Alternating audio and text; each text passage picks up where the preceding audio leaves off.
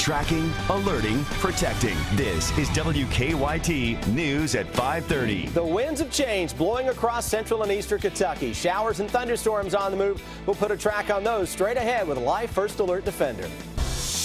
Showing a home doesn't seem like a dangerous job, but after the murder of an Arkansas realtor, some aren't taking their chances. And nationwide shipping delays of the flu vaccine this season is being felt right here in Kentucky. Who's dealing with the problem here in our region? Coming up. WKYT News at 5:30 starts now.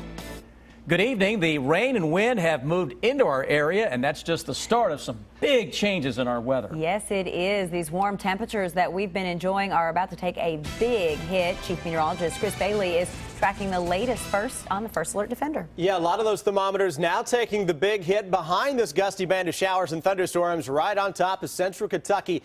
Look at our live sky cams and the temperatures that have dropped into the 50s now already into Frankfort and Georgetown. Yet Richmond, we are just barely ahead of the front at 72, 76 still in Jackson. Notice the wet streets here showing up on our sky cams out of Frankfort and Georgetown. This is the actual cold front. See that line of showers and thunderstorms from around the Lewis County area back into the Lexington Bluegrass region. That band of showers now beginning to get a little thunder and lightning with it here as it crosses into northern parts of Montgomery County, around Sharpsburg, into Bath County, into Lexington. We've dried the skies out a little bit as that band of showers now works its way into northern parts of Madison County and parts of Clark County. That's the view over top of the Hamburg Pavilion area, still a little on the cloudy side. We'll hang on to those clouds all evening long. Gusty showers working toward Richmond and Berea. Somerset, we warned you a little thunder and lightning was on the way, and there it is. Here's the actual cold front separating the chilly air versus the summertime air that is just off to our east. It's a windy and a wet evening for a lot of folks,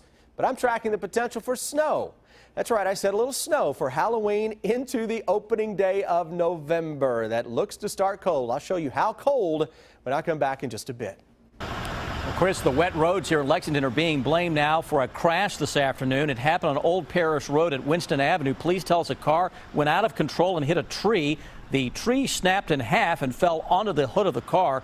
We're told the driver of the car was a 14-year-old girl. The teenager ran from the scene. Police say they have not found her yet, but police believe she was not hurt.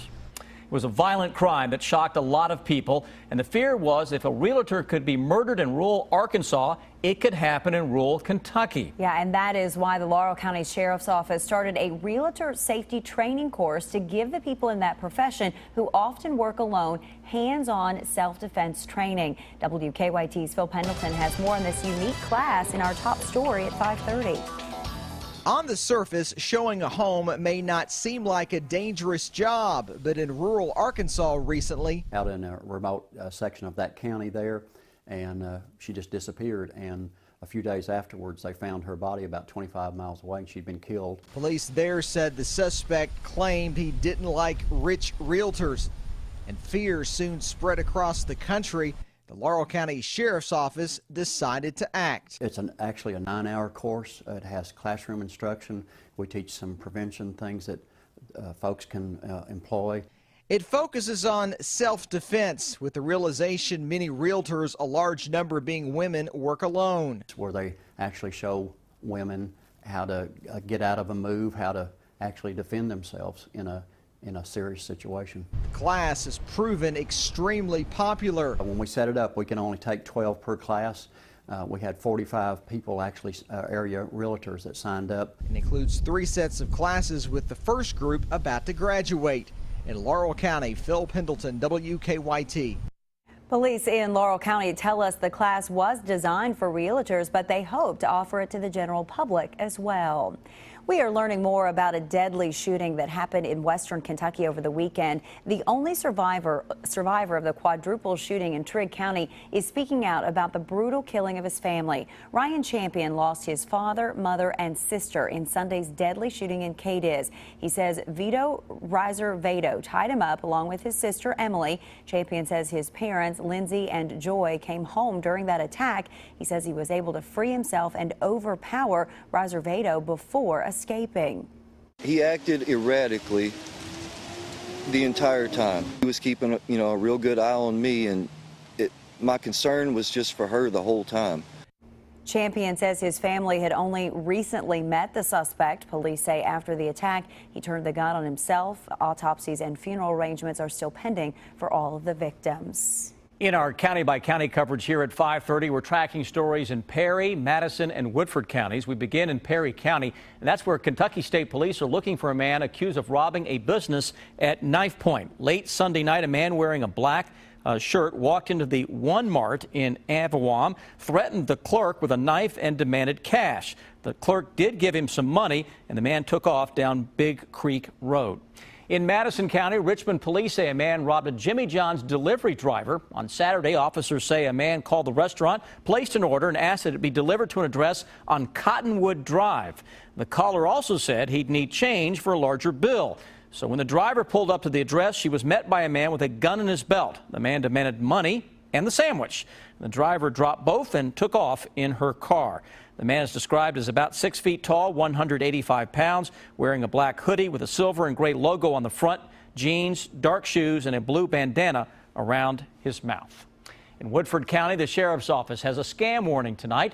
Deputies say a county resident got a call from an Owensboro number. The caller said they were from Google and Windows, and the victim's computer was compromised. The caller convinced the victim to let them have access to their computer. And at that point, deputies say the caller said they weren't going to give them access to the computer unless the victim paid a ransom. Health departments and doctors' offices are dealing with delays in getting their flu vaccine, and it could affect how and when people can get flu shots this season. WKYT Jennifer Palumbo is at the live desk to explain. Jennifer? Amber, according to the Centers for Disease Control and Prevention, the overall flu vaccine supply is behind by about 10 million doses this time of year because national manufacturers are experiencing delays in production this season. So if you haven't received a flu shot yet, it might take longer to get one. The delay in shipments is forcing some healthcare providers nationwide to put off vaccinations. Last week we told you how the Franklin County Health Department was dealing with the delays, but its drive-through flu shot event will still go on as planned this Thursday. And here in Lexington, the Fayette County Health Department is also dealing with delays, but does not report a shortage of flu shots. At the live desk, Jennifer Palumbo, WKYT. Jennifer, thank you. And you can get more information about the Franklin County Health Department's drive-through flu shot event on WKYT.com. A week from today, Kentucky voters will make their decision on local and statewide candidates. Betty from Renfro Valley has our good question tonight. It's a pretty good one. Why do we have primary elections if the loser can run in November on a write-in vote? It is happening in the Rockcastle County judges race. I asked our political expert Bill Bryant for an answer. He says a primary is held to pick a nominee to run under a party banner. Anyone can run as a write-in as long as they meet the qualifications for the office. Some states even allow candidates who are defeated in the primary to be on the ballot as an independent in the fall. Kentucky does not allow that. I also talked to the Secretary of State's office this afternoon. They confirmed that even a defeated candidate from the primary can become a write-in candidate in November by filing the required paperwork on or before the fourth Friday in October. This does not apply to city races that are nonpartisan or partisan primaries. So, for example, in the Lexington mayor's race, which is nonpartisan, the third candidate in this past May primary cannot run as a write-in candidate in November. If you have a good question, go to WKYT.com.